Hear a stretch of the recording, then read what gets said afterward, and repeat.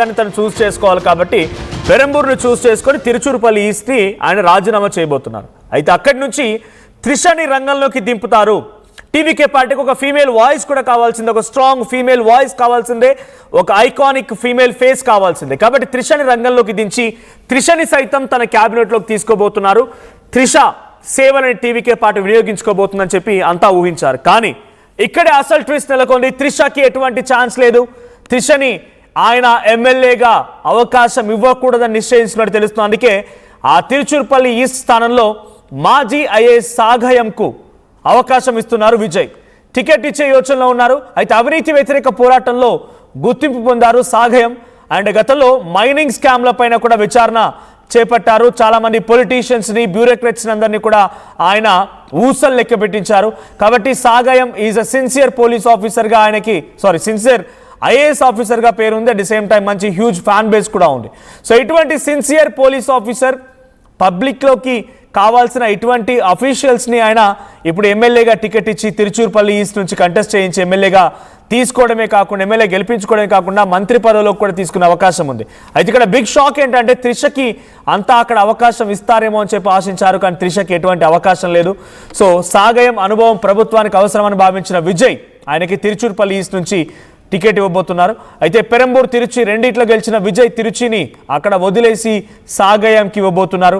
అయితే ప్రస్తుతానికి త్రిషకు అక్కడ అవకాశం ఇస్తుందంతా భావించారు. కానీ అది బిగ్ షాక్ అని చెప్పాలి. అయితే మరి ఇదొకటే అవకాశం ఉందా, ఇంకేది అవకాశం లేదా అనుకుంటే, ప్రభుత్వంలో మంత్రివర్గంలో తీసుకోవాలనుకుంటే డెఫినెట్గా ఎమ్మెల్యేగా ఉండాల్సిందే. బికాజ్ తమిళనాడులో ఎమ్మెల్సీ లాంటి అవకాశాలు లేవు. అయితే ఇంకోవైపుగా టీవీకే పార్టీ విజయ్ అధికారంలోకి రాబోతున్నారు అనుకునే సమయంలో ఏకంగా త్రిషనే ముఖ్యమంత్రి అని చెప్పేసుకున్నారు అందరూ. ఎందుకంటే గతంలో త్రిష ఒక ఇంటర్వ్యూ చెప్పుకొచ్చింది, మీరు ఏం కావాలనుకుంటున్నారంటే సీఎం కావాలనుకుంటున్నాను, అవును నిజమే అని చెప్పుకొచ్చింది ఆవిడ. సో ఒకసారి వీడియో కూడా చూద్దాం. సో గతంలో సీఎం కావాలనుకుంటున్నటువంటి త్రిష ఏం మాట్లాడారో చూద్దాం. రైట్. అయితే దాంట్లో నేను ముఖ్యమంత్రిని కావాలనుకుంటున్నానని చెప్పి త్రిష చెప్పుకొచ్చారు. అయితే ఆ సంఘటనను ఆధారితంగా చేసుకొని చాలామంది కూడా విజయ్ త్రిషనే ముఖ్యమంత్రిగా చేస్తారు, అప్పుడు జయలలిత చరిస్మాని తన పార్టీకి ఆయన కలపబోతున్నారు, జయలలిత మాదిరిగా త్రిష అక్కడ ముఖ్యమంత్రి కాబోతున్నారు అంతా భావించారు. కానీ ఇక్కడ జరిగింది ఏంటంటే త్రిషకి ఎటువంటి అవకాశం లేదు.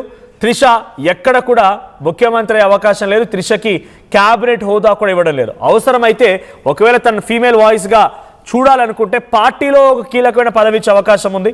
లేదు అనుకుంటే ప్రభుత్వ సలహాదారులుగా, లేదు ఇంకేదైనా ఒక కార్పొరేషన్ ఒక కీలకమైనటువంటి పదవిని సృష్టించి తనకు కట్టబెట్టే అవకాశం ఉంది. ఒక ఫీమేల్ వాయిస్గా త్రిషని మాత్రం టీవీకే పార్టీ ఉపయోగించుకోబోతోంది. బట్ ఏ స్థాయిలో ఉపయోగిస్తారు, త్రిష తన సేవల్ని టీవీకే పార్టీకి ఎలా వినియోగిస్తారో చూడాలి. బట్ యాజ్ ఆఫ్ నౌ తనకు మాత్రం ఎమ్మెల్యే అవ్వడానికి అవకాశం లేదని మాత్రం చాలా స్పష్టంగా అర్థమైంది.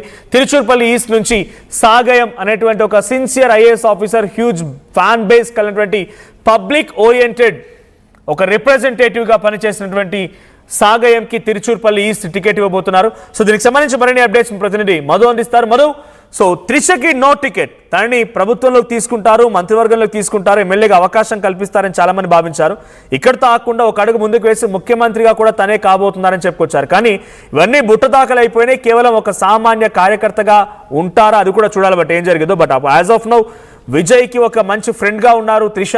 తర్వాత ఫర్దర్గా తన సేవల్ని టీవీకే పార్టీ కానీ అక్కడ ప్రభుత్వం ఎలా ఉపయోగిస్తుందో చూడాలి. బట్ త్రిషని పక్కన పెట్టడం, ఐఏఎస్ ఆఫీసర్ సాగయంకి ఇవ్వడం టీవీకే పార్టీ కార్యకర్తలుగా, నాయకులు కానీ యాక్సెప్ట్ చేసే అవకాశం ఉందా? ఒక ఫీమేల్ వాయిస్ అనేది టీవీకే పార్టీకి అవసరం లేదనుకుంటున్నారా?